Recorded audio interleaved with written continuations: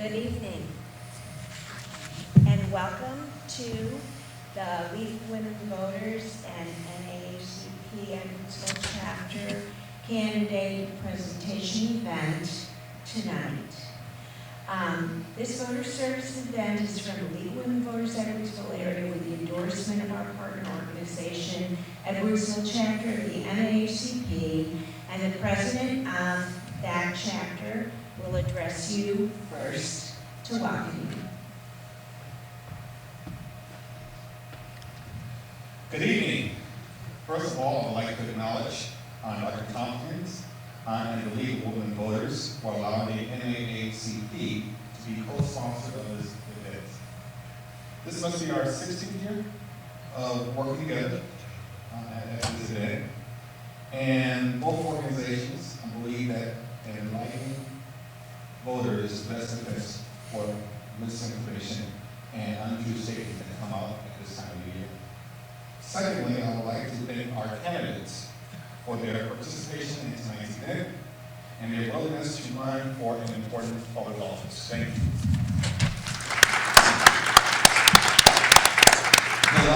And most importantly, we also thank you for your audience for your attendance and encourage you to vote and take someone to vote with you. Thank you. Thanks, sir. The League of Women Voters have not so long ago celebrated its 100th anniversary. It is a national organization devoted to educating voters, registering voters, and encouraging voters voting. The NAACP, likewise, as he explained, with a mandate to advance and promote the achievement of the rights of people of color, has a long history of promotion of informed voting. Democracy requires an informed and involved electorate. The League of Women Voters is affiliated with no political candidate or party as an organization, although it does have positions on certain matters such as education, community welfare, and the environment. Our members reflect a variety of personal political opinions, and we are mandated to provide fair and informative voter services event, which is what we're doing tonight. Tonight's event includes candidates for District 7 school board members and Edwardsville Alderman candidates from wards 3 and 7. All candidates for each race have been invited to this event, and you have a list is available of people who are here and people who are invited. Tonight's event is being videotaped for posting on our Facebook page, which is the League of Women Voters of Edwardsville Area, and will be available for later watching, posted on our website, League of Women Voters of Edwardsville Area. We ask that no other recording take place, as the FCC and the League rules require that the event not be edited, but to be broadcast only in its entirety. Since we can ask relatively few questions tonight, other sources of information regarding the position of candidates can be found, especially at the Illinois Voter Guide, which is a League of Women Voters resource. It includes candidate questions and answers where the answers were supplied. And it is posted on our website and also through IllinoisVoterGuide.org. You can find it. Now, another League of Women Voters resource is VOTE 411. That's the National League, and the information might be less specific to Illinois. There are other sources of information that we're not affiliated with that may be of interest. I believe that the Belleville News-Democrat is going to have a voter just a directory or a voter document.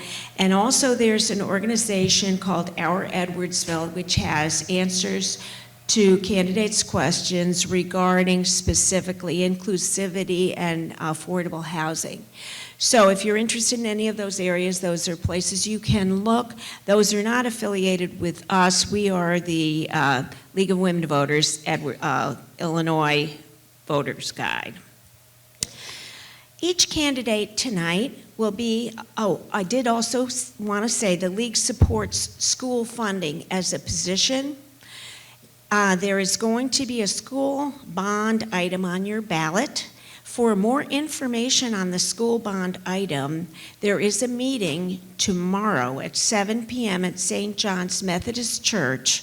It's a League of Women Voters meeting where we're going to fully explain the bond issue if you have any further questions on that subject.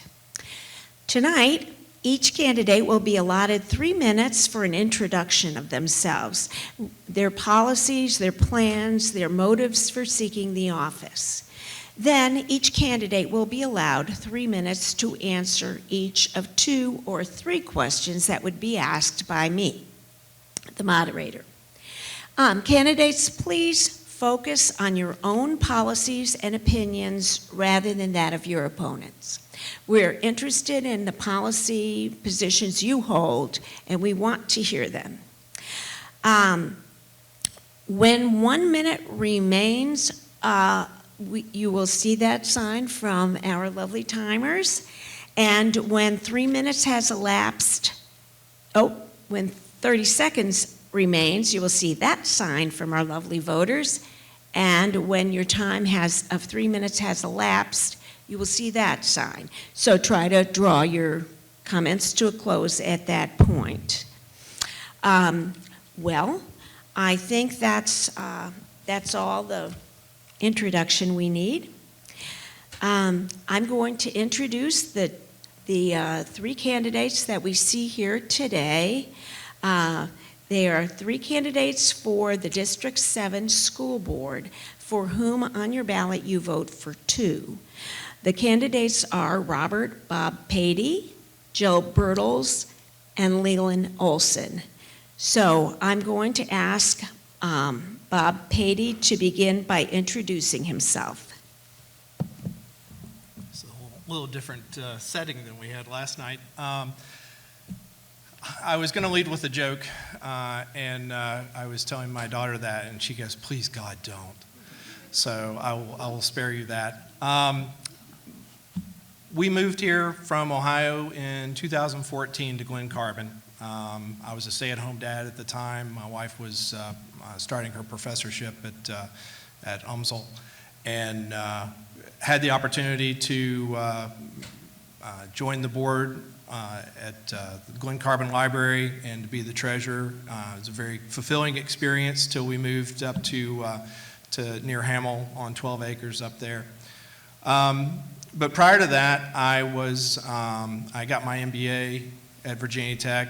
I got my master's of information systems at UMSL, but prior to all that, many moons ago, got my BA in economics from University of North Carolina. From there, went into the Navy where I met my wife. We were actually chasing drug runners together in the Caribbean.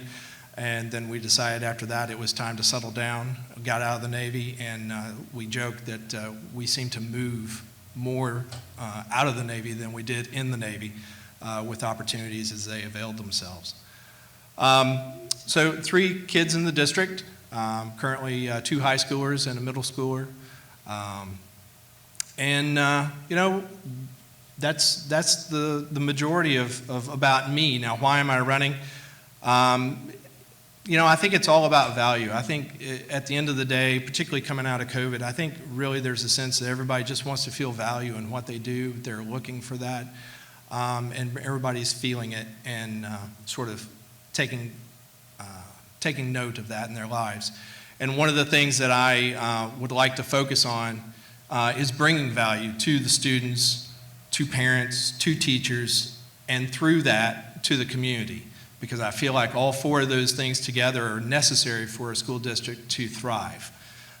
If any one of those groups is not feeling the value in the situation, it makes things difficult. Like, for instance, a bond referendum. If the community's not feeling like they're valued and that they're being communicated with, then they may or may not support it based on that alone. And so that's why I feel like value is important. So I'm getting close to the end, so I'll stop for questions. Okay, the first question is what skills, experience, and qualities would you bring to this office? Part of my background after I got out of the Navy and got my MBA, I spent some time in corporate finance for Lowe's companies at their corporate office in North Carolina. It was a great experience in the sense that you spend a lot of time looking at numbers, seeing how businesses are run, and it really comes down to the value. Every decision you make has to impact the bottom line. And really, in retrospect, I mean, there's no difference from that than anything else that we do and what we expect out of our government, whether it be a school or other aspects of government. Every decision that they make needs to contribute to the bottom line and provide value to what it brings to the community. Sometimes that's felt, other times it's seen, whether it be in test scores or football games. Those types of things are what I feel that I bring to the situation, and how I feel that I will be able to contribute to the board. That and being the treasurer of the Glen Carbon Library, I'm very familiar with how a municipality is run, so it's, there's not going to be a whole lot of training that's necessary when I start that role. But my current role is an IT program manager for the National Geospatial Intelligence Agency. I feel gives me also another view into, particularly with the bond referendums coming up, in helping define what requirements are necessary for projects that need to be decided on, what project goes, what project comes out, how you value those, how you go to the next step. Those are all things that I've been involved in the past, and so hopefully that answers your question. Okay. The next question. What are the most pressing issues facing this office? How do you propose to address them? Well, I'm going to come back to the value aspect, and an example that I think touches on pretty much all of those just from one example. And a couple of weeks ago, last month, the middle school was rolling out its new curriculum that they're going to do for the middle school, and they clearly have spent a lot of time in rolling it out, a lot of time in talking to people, a lot of time talking to teachers, a lot of time doing all that. But at a time when the teachers are feeling that they're already stressed because they're having trouble finding substitute teachers, and the stresses of what teachers are going through right now, just in general, coming out with the pressures of learning loss and things of that nature. Parents are feeling the stress because everybody's looking at the papers. They're hearing about the learning loss. They know what the kids were going through, and so they're really wanting to focus on how kids are going to come out of this pandemic and hopefully not have lost too much.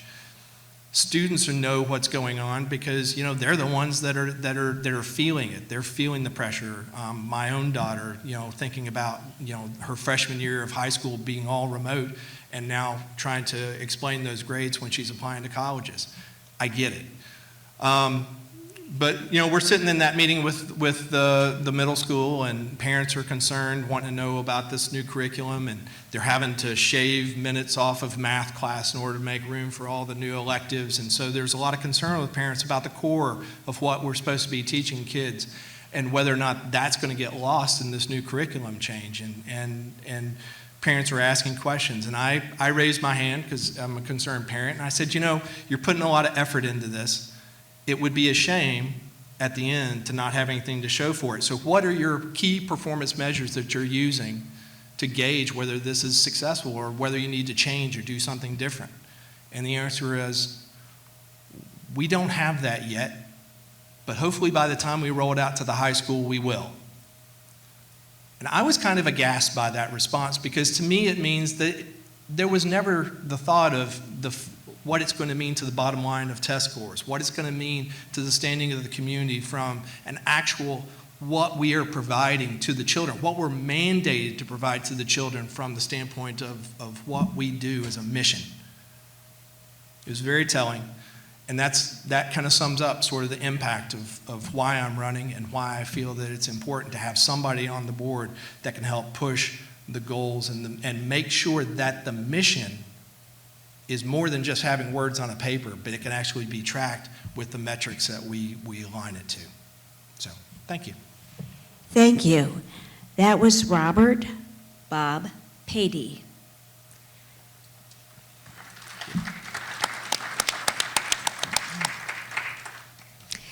Next, the next candidate for District 7 School Board is Jill Bertles. I'll ask her to introduce herself to you. Thank you. I'd like to thank you as well as the NAACP for holding this forum. We've got a nice crowd this evening, so we appreciate taking some of your evening out to listen to the different candidates for all the different positions. So I'm running for re-election to the school board because I value education and I'm excited about the direction that District 7 is taking. I'm honored to have served the board since 1999. Some call me the seasoned or the veteran board member, and having gone through several different elections definitely has its perks. I was putting up my signs last week and someone asked me where I had them printed and how much they cost and things to that nature, and I had to tell her, I said, I don't even know. These signs were some for my early campaign, and they go in my garage when the campaign is over. They come out 4 years later, and I said, I think they've served me very well since I've won each of these elections. So I hope that the voters say the same about my service to District 7, that I am serving them very well. My husband and I are lifelong residents of District 7. We've got 3 sons who all graduated from EHS, as well as our oldest granddaughter. We've got 3 grandkids that are in the schools now, and 2 more that will be starting their 2- and 4-year-olds. So they'll be starting soon. We operate a farm that's based in Dorsey, which is on the northern end of the district, and so I'm invested and committed to the Edwardsville School District. I'm here to stay. I support the District 7 students in several different ways. I'm vice president of the Edwardsville FFA alumni, and this past weekend we had a dinner auction where we raised $21,000 or over 21 for the students for the different scholarships and travel expenses and things like that for the FFA chapter at the high school. So I'm running for this re-election, and that was an easy decision for me because I understand that the decisions that the board makes will impact my family as well as all the other students in the district and the staff that works within the buildings. So I am excited about running, and I am excited about wanting to serve for the next 4 years. The first question, what skills, experience, and qualities would you bring to this office? I think about the businesses and the organizations that are around, and it's made up of several different members or different kinds of members with different amounts of experience. And some of the new members will bring the innovative ideas, fresh energy, and they want to keep that group moving forward no matter what the group is. They don't want to see it going stale. And then there's also veteran members that have some things to contribute. They have worked through the challenges that we've seen. They can give advice to the younger members, and some things that some of the younger people might bring as ideas might look good on paper, but if they've been inexperienced before, it might have a different outcome once it's there in the classroom. So I feel like I can bring that experience and historical knowledge of where the district has been and some of the challenges we have faced in the past. We've had lots of peaks and valleys, as a longtime district and voters from the area have seen. But I think that we're on a good level up, and we are excited to go to the next level. So as far as experience, I've served as the secretary, vice president, as well as the president of the board. I've been on the curriculum, finance, and facility policy, as well as the negotiation committee. So I've basically done the whole gamut. With my interest in the farming community and being from the northern area, I feel that I can bring that voice to the table that is good to be heard. It's the biggest area in land mass, but the smallest population with the smaller elementary buildings up there. But yet, those students also need to have the same education that the in-town schools have. So we've also, important for me to represent some of the students that are wanting to be exposed to the trades. We have gone back and forth as a district on that as well. And we decided, or in the recent past, we've added kids back to Collinsville Vocational School. And this past year, we've sent kids to Lewis and Clark to learn how to weld. And that's just another way that we have given exposure to those occupational students that have decided or might decide not to go to the traditional college or university after they graduate. So those are some of my traits. And what is the most pressing issue facing this office? How do you propose to address these issues? One of the big issues that you've mentioned earlier is the referendum that is on the ballot on April 4th for the school district.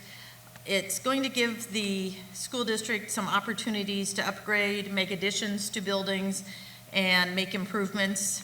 One of the big things that we are pushing for is to have, or we know the public also wants, is to having the safety for our students and our staff. So the ballot, if the referendum, if it passes, we would be able to install the double entry doors for each of the buildings, as well as renovating Lincoln School and making other improvements to Hamlin Elementary. So that's the big issue, in my opinion. The other issue is the retention of our staff. As everyone knows, through COVID, it has been a challenge for those students and the teachers that are in the classroom with them, as well as the support staff that's there. Those adults in the rooms are the ones that our students see, whether it's in the classrooms, the hallways, the cafeterias, on the playgrounds, in the media centers, and we need to keep good staff, good employees, so we can keep the Edwardsville School District on track and keep the education system going forward. So the board and the administration, we're continuing to look for best ways to hire those people and keep our positions that are open, fill them with the best people that fit those categories. So those are the two big issues. Thank you very much. You've been hearing from Jill Birtles, candidate for District 7 School Board. Thank you. Yeah. The next candidate for District 7 School Board is Leland Olson. I'm going to ask him to introduce himself. Thank you. Hello, my name is Dr. Leland Olson, and I'm vying for a seat on the school board for the Edwardsville School District number 7. My face and name may be familiar, as I was a sitting board member from 2013 to 2021. I'm originally from Kansas and received my Doctor of Veterinary Medicine from Kansas State University in 1990. After practicing a couple years in Iowa and Kansas, I moved to Jerseyville, and then in 1998, my wife Colleen and I moved to Edwardsville, where we have made our home ever since. We have seen numerous changes to the community that have been very positive. We raised our two children who were products of the education that the district offered. They have gone on and furthered their education at Butler University and Lewis and Clark Junior College, where they have both been consistently on the dean's list. This is a tribute to the quality of the education that they received here in the district. I own and manage the Olson Veterinary Clinic, which was established in 2001 in Glen Carbon, and I have actively supported excellence in both the classroom and all extracurricular activities. That's it.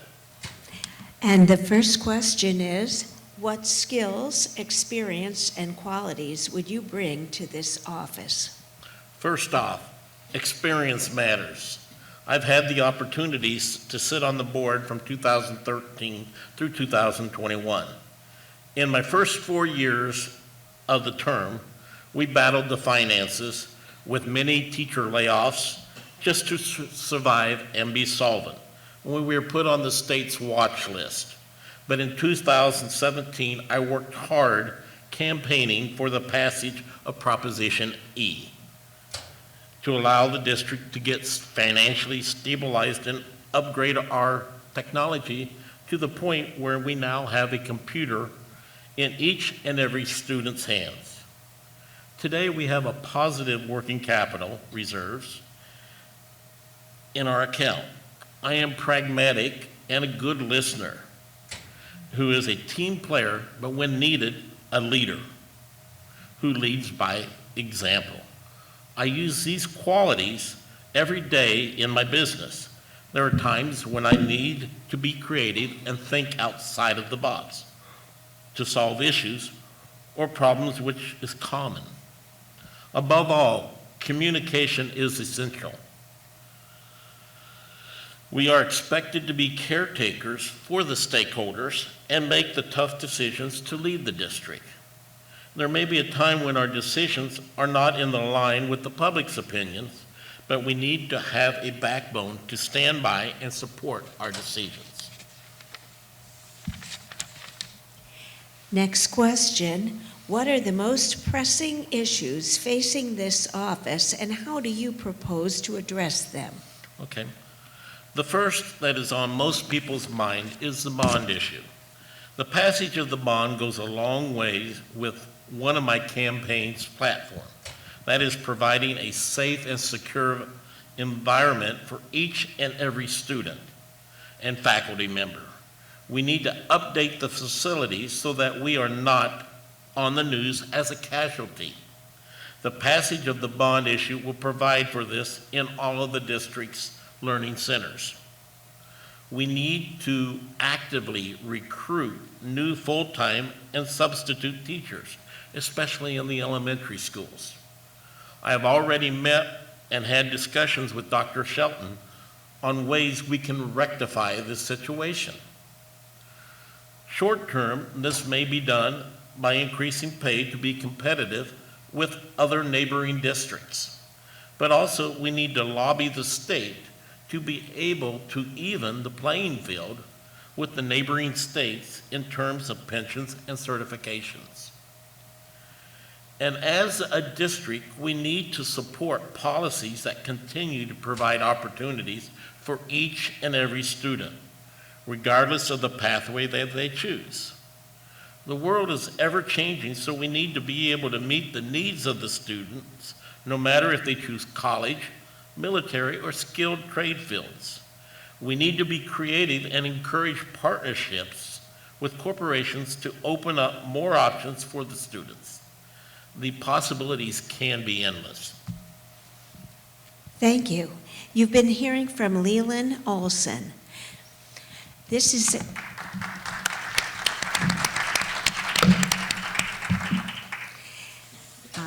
are the 3 District 7 school board candidates from which you'll choose to vote for 2 on your ballot. You've heard from Robert Bob Patey, Joe Bertles, and Leland Olson. I'd like to thank you candidates very much for being with us tonight. I know that you were here with us yesterday in Glen Carbon, and you're putting a lot of your time. I appreciate it. I think it's respectful of the voters to be there whenever we ask you to be there, so thank you very much. Okay, thank you.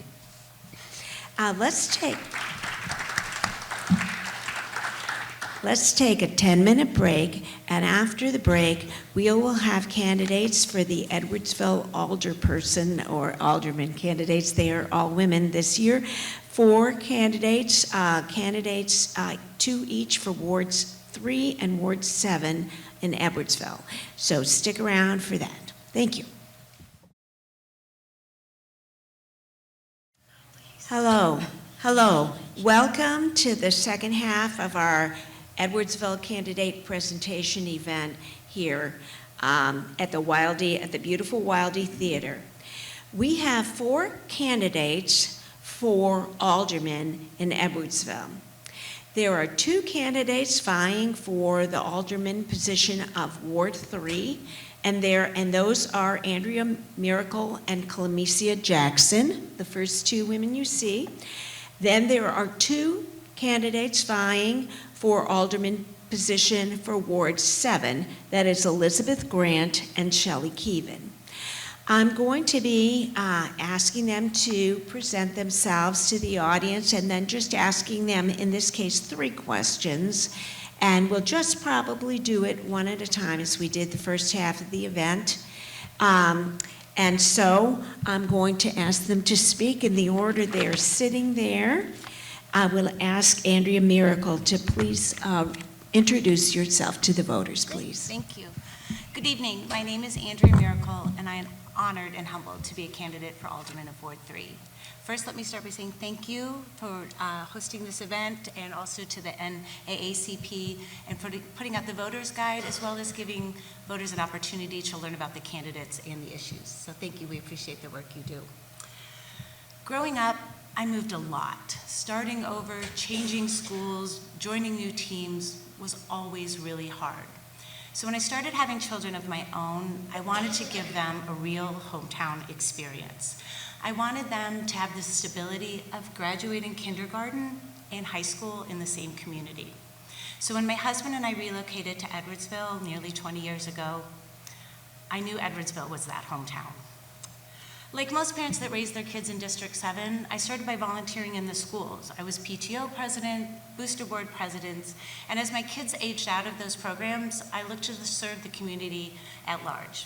I served on the board of the Edwardsville Art Center for many years. I've helped the Lynn Solon Foundation and Edwardsville Neighbors. I currently serve as co-chair of education and secretary of the executive board for the Edwardsville Community Foundation, and I am an appointed member of the City of Edwardsville Plan Commission. I've spent 20 years volunteering and working in this community. I've seen the issues that it faces, and I've worked with amazing organizations and volunteers to address those issues. I've seen what works and what doesn't. I love Edwardsville. I'm grateful for the opportunities my children and my family have had and the experiences that we have enjoyed. I'm running for city council because I want everyone to have those opportunities. Thank you. The first question is, what skills, experience, and qualities would you bring to this office? As I stated in my introduction, I've been volunteering and working in this community for 20 years. When I was PTO president at Woodland School, we started a fundraiser called the Bobcat Prowl. And I'm proud to say it still raises over $30,000 a year.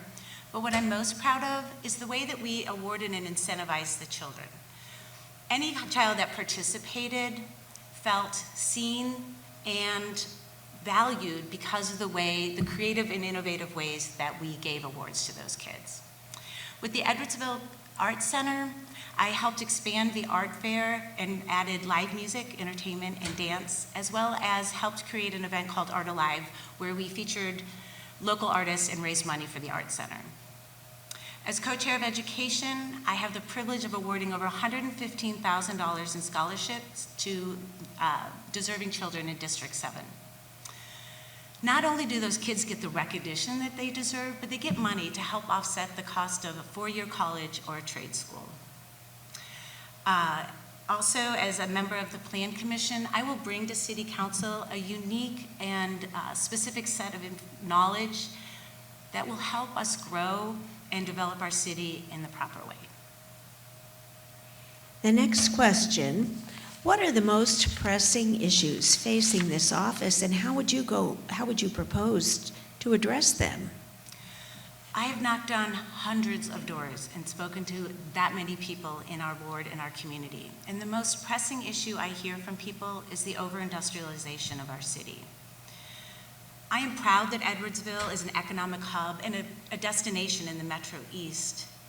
And we need that development to fund our economic and community growth. But I want to make sure that we do that in a way that preserves what it was about Edwardsville that I wanted for my children and my hometown 20 years ago. We have a public safety concern in Ward 3. We have speeding on Essex and Chancellor, and unfortunately we have car break-ins. I met with Chief Philbeck to talk about real and attainable goals and solutions to those problems. We can't put speed bumps on Essex. They just conflict with our snow plows, and it's just not something that we can do. But through public service grants, we can get radar speed signs in our community that would be there to alert people if they're speeding, as well as increased patrolling to make our community members feel safe, without really increasing any burden on our taxpayers.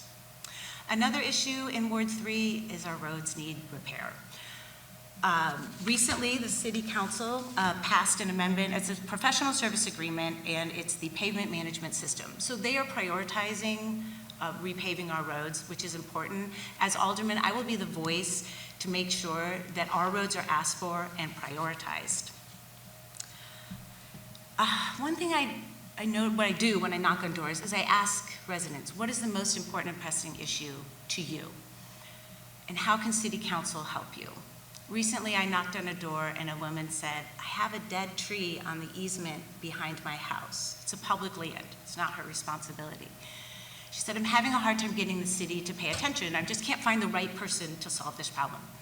Within 48 hours, I had the right person out behind her property. We had the dead tree removed before it crashed through her fence and her transformer. While this might not be the most pressing issue to the City of Edwardsville, it was for her. And I feel like as Alderman, that's what I can do, bring the voice of the residents of Ward 3 and make sure that they are heard and just do the little things as well. Thank you. And what do you think of current city policies such as the Edwardsville Sustainability Plan and future policy direction? Well, first of all, thank you to the Cool Cities Advisory Committee for their plan and continued work on this really important issue. You know, at the beginning, at the small level, I'm excited that the City of Edwardsville is working on increased recycling, promoting walking and biking in our community, as well as the continued and ongoing switching out of the LED, putting LED lights in our traffic signals. These small steps will make a big impact on our environment and help change the behavior of the citizens of our community. We're doing well on renewable energy. You know, I'm excited to see we're putting solar panels on the new fire station and on the bandstand at Library Park. And I'd like to see and support more ideas like making the water treatment facility completely self-reliant. As Alderman, I will work to support other buildings and facilities, meeting that standard and keeping Edwardsville and making Edwardsville a little greener. I will continue to support the Green Space Initiative, where the City of Edwardsville purchases and protects green space in our community. And finally, I can't talk about environment without talking about development and how those two things intersect. Development can have a negative impact on our environment, but if we do some small steps, we can reduce that negativity. One way would be to incentivize businesses to use our existing retail spaces. They're already there before we build new, and to repurpose some of our old buildings in a new modern way. One great example of that is the Ink House using the Burmeister Paint Building to expand.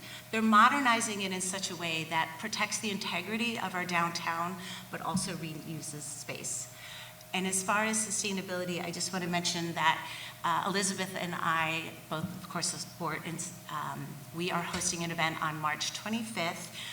You can meet at either the Meyer Center or the Niebuhr Center, and we're going to do a cleanup on the trails, and you're welcome to join us for those 2 hours from noon to 10 on Saturday, March 25th. Thank you. Thank you. So you have just heard from Andrea Miracle.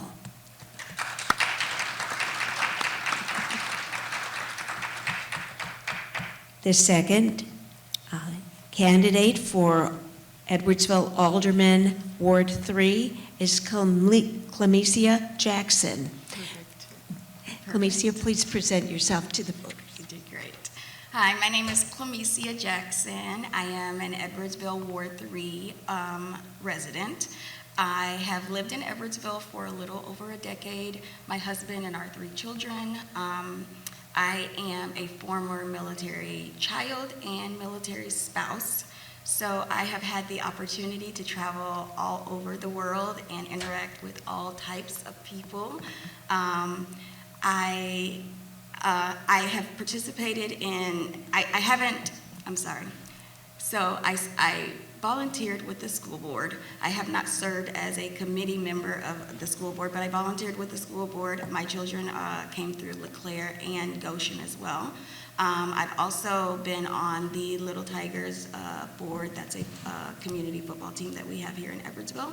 And I've also served with the EWC, which is also a wrestling club that we have here in Edwardsville. And I am currently coaching a girls basketball team for the public works department, for our public service department out here in Edwardsville. I am huge on advocating for our children. I started this journey about 4 years ago. I noticed that in our ward, we weren't getting the proper maintenance of our roads and our sidewalks. And like Andrea said, Essex is a very dangerous road. All of our school bus stops are on Essex, and it just is terrifying knowing that we don't have any way to truly protect our children as they're going to get on, trying to go to school in the morning. So I reached out to our current alderwoman, and I've been partnering with her for a couple of years and talking to the residents on the things that they feel are important and that they feel that we need to work on in our ward. So I am just excited to be here. I hope that I can be a representation for a class and a group of people that feel that they aren't as represented in Edwardsville, and I hope that I can help bring the awareness and knowledge to our city. First question, what skills, experience, and qualities would you bring to this office? So I am actually a real estate agent with Caldwell Banker Brown. So I feel that being a real estate agent and navigating in this market is going to be very influential when we're discussing affordable housing here in Edwardsville, which is a very big thing right now. Especially coming out of COVID, I would love to see our city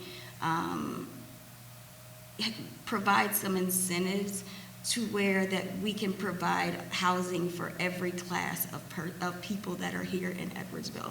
I know that not many of our working class people are always as vocal, but I do know that we need them to make our city and our community work. So we need to also supply incentives for them as well.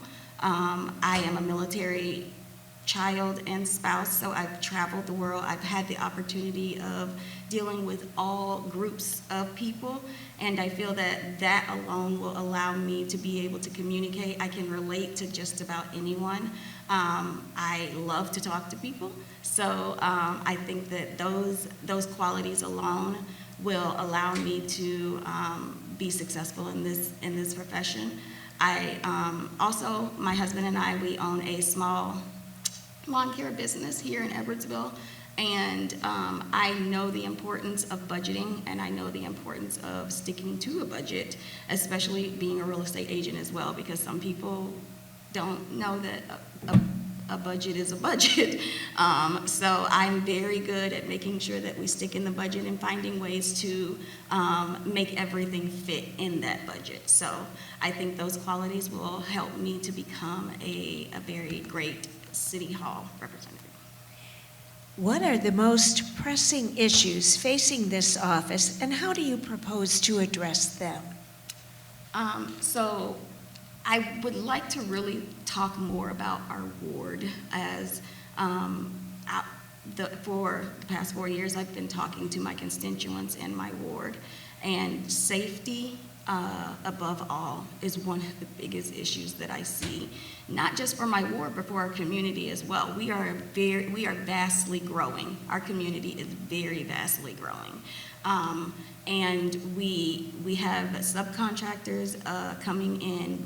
No one really knows who these people are coming in. So I feel that safety is one of the biggest things that we have to really kind of hone in on and focus on. When it comes to traffic, on Essex, we actually just had a pedestrian get hit today on 157, close to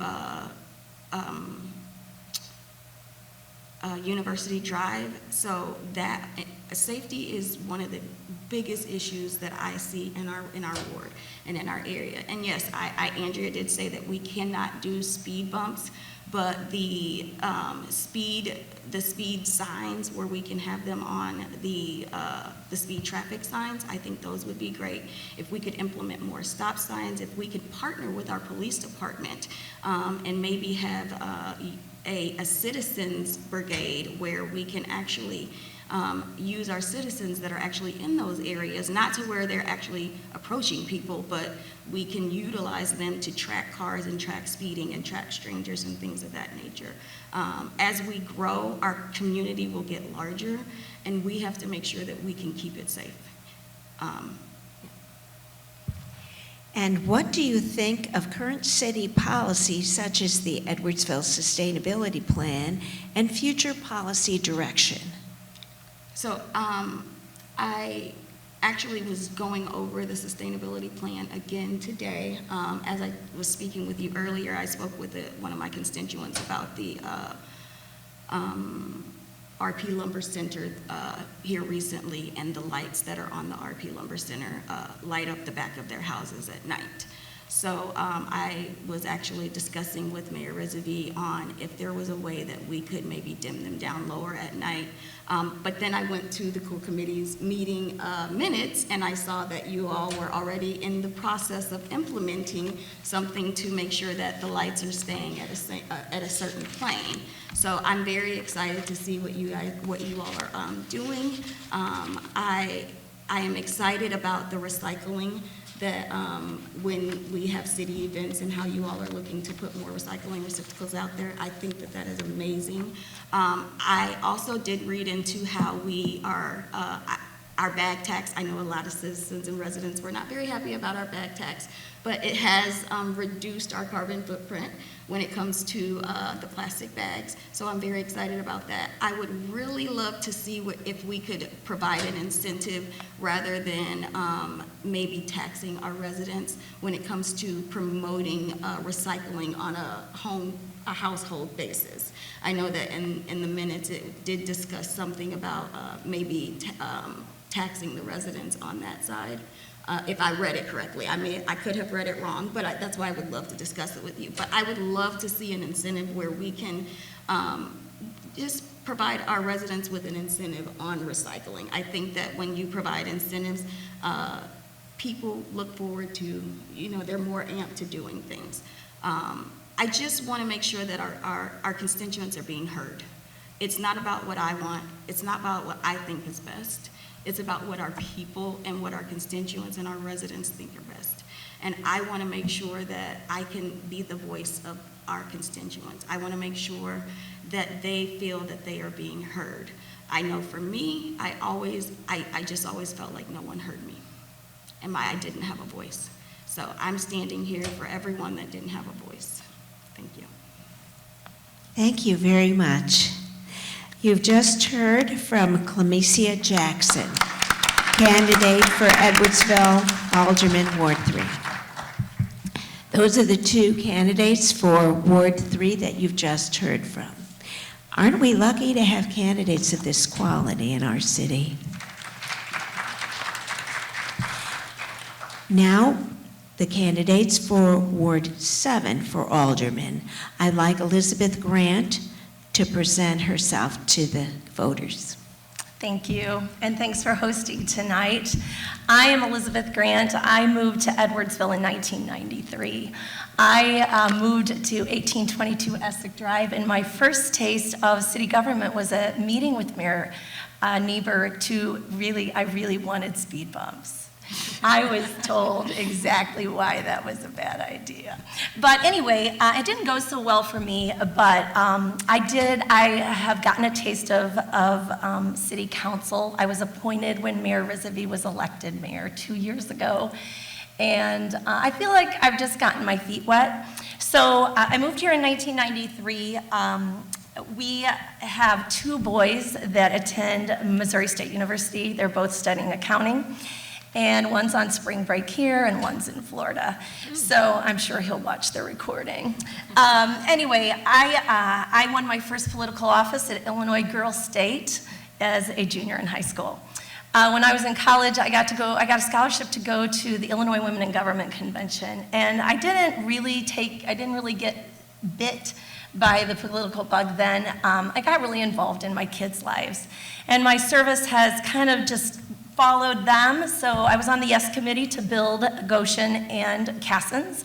And that happened, and then I got to be on the PTO. That was my gift for getting those schools built. And so we got the PTOs going. I served 2 terms on the Citizens Advisory Council and learned a lot there.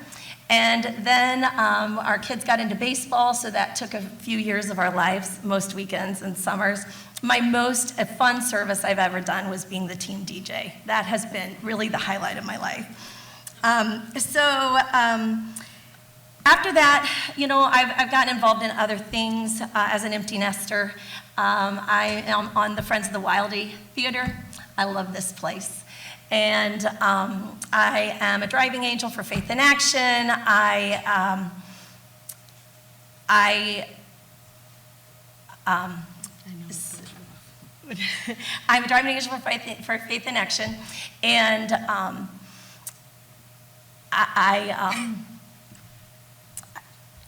I love Lewis and Clark Community College. So that's where I spend a lot of my time. I'm trying to think what I was going to say after Faith in Action. So at the Edwardsville YMCA, that's what I wanted to say. So my favorite service has been being on the board of the Edwardsville YMCA. I currently chair the Personnel Committee. I served 2 years as president of the board, and that was during COVID. So I learned a lot during COVID. And I learned how important the YMCA is when the chief, the fire chief was at the command center. He asked us to stay open so that people could work in Edwardsville. And at that time, I realized just how important our YMCA is. So I wasted a lot of time there, sorry, with my ums. That's okay, you've got more time. Yes. What are the most what skills, experiences, and qualities would you bring to this office? Okay, so believe it or not, I teach speech. And that would be a poor performance right there. So in chapter 1 of my book is civic engagement. And so I ask students, you know, I ask them every semester who of them intends to run for office. And I'm always sad when not very many people do. And so, you know, I thought I should really get my foot in, to put my toe in the water, because I really respect people who work outside of the classroom and then can debrief that experience in front of their students. So I really believe that civic engagement is what makes a democracy work. I've taught communication for 30 years, and that's what it sounds like.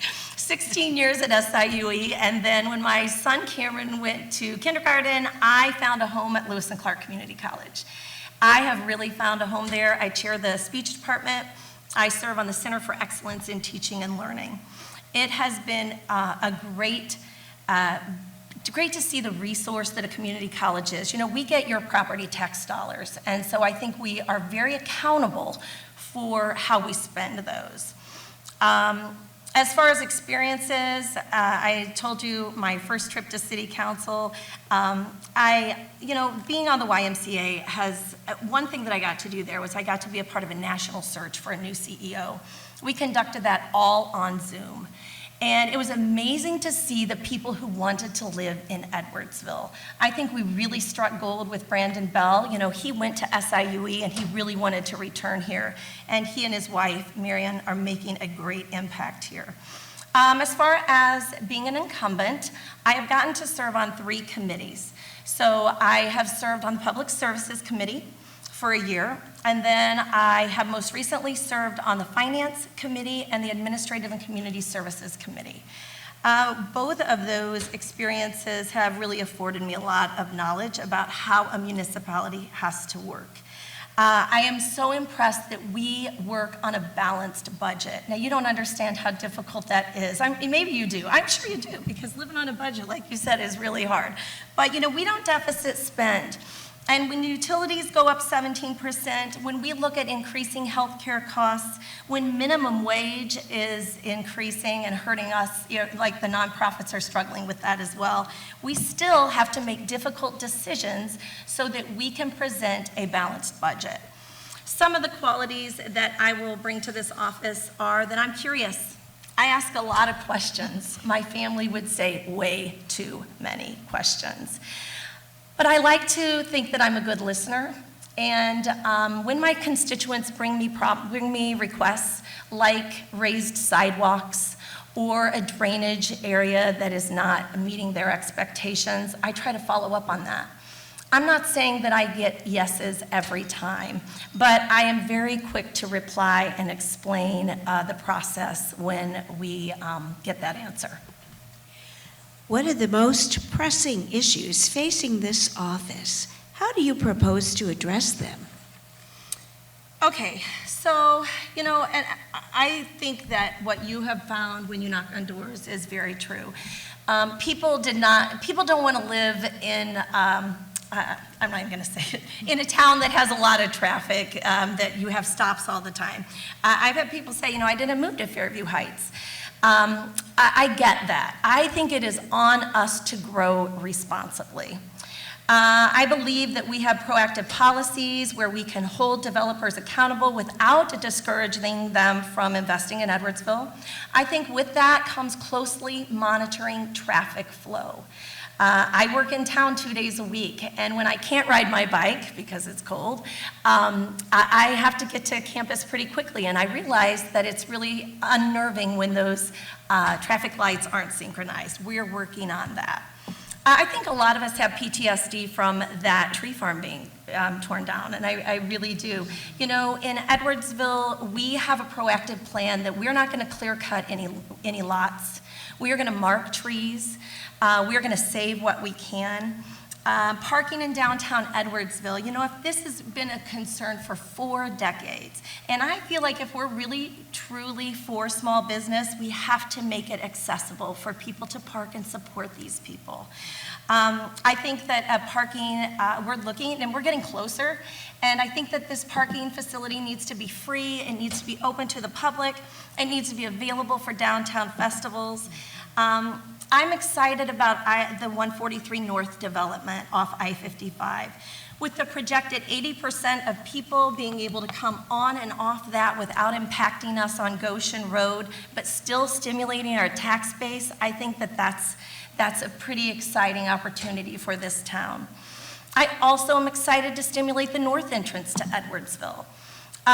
You know, with the station on Main happening in our fire building, I believe that there's going to be momentum there and that can catapult a whole new look to the north entrance of Edwardsville.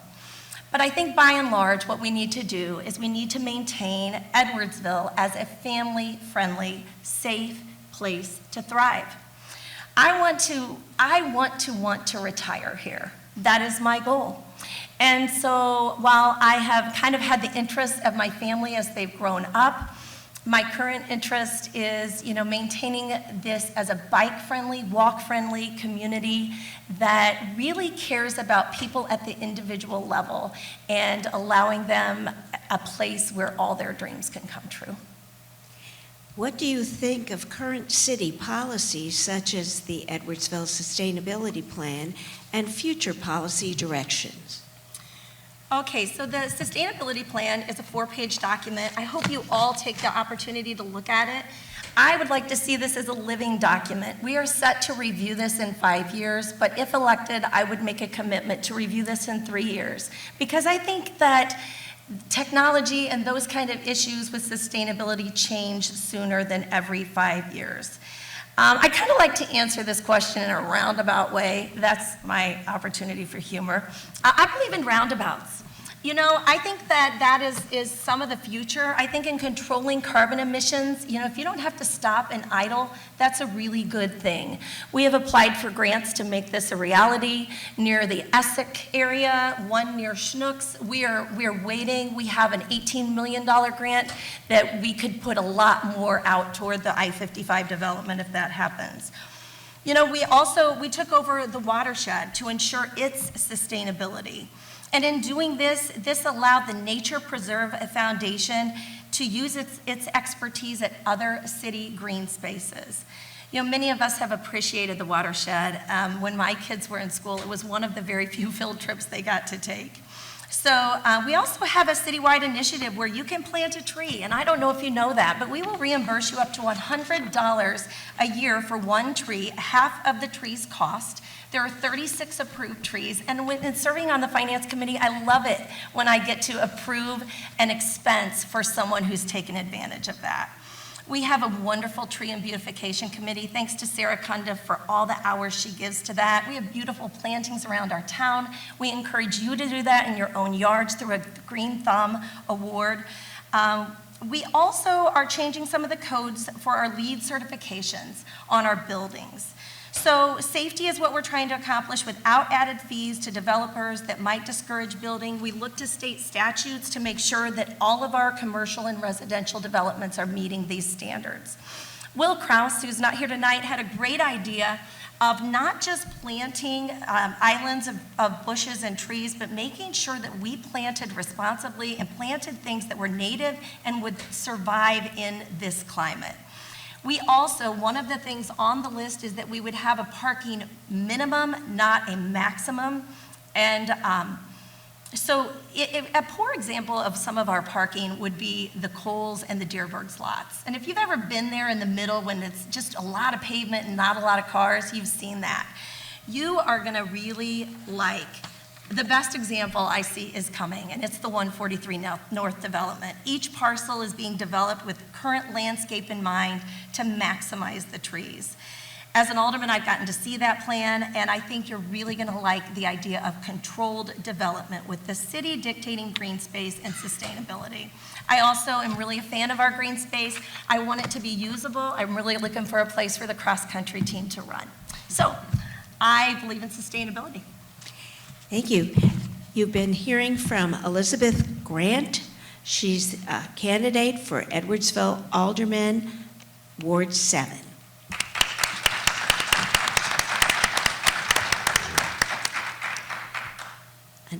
The other candidate for Edwardsville Alderman, Ward 7 is Shelley Keevan. I'd like you to introduce yourself to the voters. Hello, I'm Shelley Keevan. I've lived here for 10 years. My husband is the former police chief, Jay Keevan, and he kind of nudged me to do this. I've been a stay-at-home mom, and my son just turned 16, so I'm going to reach out and try some new stuff. I have 3 children, Emily, Maggie, and Dane, Dane being the youngest. I am a certified paralegal and a certified life coach. I'm currently employed with Archford Capital Strategies in Swansea. And that's me. Okay, and what skills, experience, and qualities would you bring to this office? I'm running for alderman because I believe my organizational skills, passion for the Edwardsville community, and belief in a truly transparent government will serve the citizens well if I'm fortunate enough to be elected as alderman. Ready for another question? Yes, ma'am. Okay. What are the most pressing issues facing this office, and how do you propose to address them? I think the most pressing issues facing this office is the importance for all residents of Edwardsville to continue to enjoy the quality of life that we have known. The infrastructure, improvements to parks, business development, and most importantly, I agree that affordable housing is probably the #1 issue for this city. And by affordable housing, I mean houses in the $400,000 price range and not the $700,000 price range. So I want to ensure equal opportunity for all in government transparency as our community continues to grow. I am concerned with the 143 development as I live in Edwardsville, and we already have a traffic problem, traffic that goes very fast. It's hard to get out, and I'm just worried that when Plummer Park develops and the I-55 comes in and then we have all this extra traffic, I think that that is a true concern for Ward 7, and I'd like to be in the problem solving of that. Next question. What do you think of current city policies such as the Edwardsville Sustainability Plan and future policy direction? I do not know anything about the sustainability plan, but I'm sure I am for green space, I'm for trees. I think that there's a place for it, and I like solar power. I think conserving energy, I think it's a wonderful thing, and we should do it. Thank you. And you have heard from Edwardsville Alderman candidate for Ward 7, Shelley Keevan.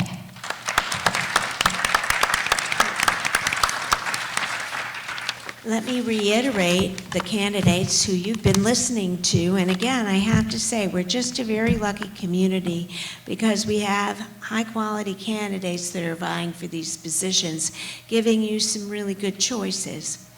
For Edwardsville Alderman candidates for Ward 3, we heard from Andrea Miracle and Clemecia Jackson, the first two women that you see at the table.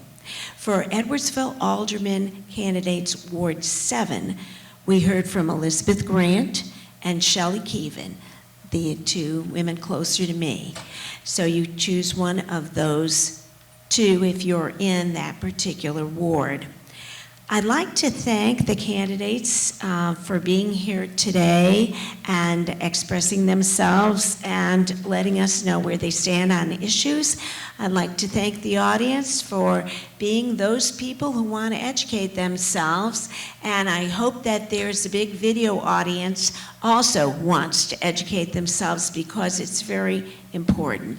Now for tonight's event, I want to thank the Voter Services Committee of the League of Women Voters, especially Ann Masters, whose work is really what made this possible.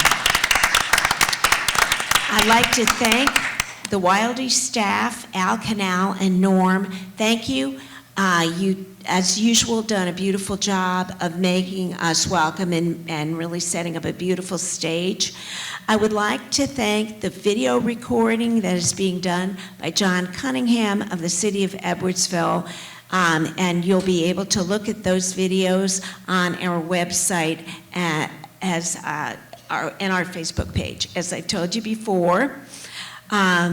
And I would like to remind you that tomorrow, St. John's Methodist Church at 7 o'clock, there's a description of the school bond issue and really a long event that will help people to really understand the purpose of that bond issue, which is something that the League is in support of.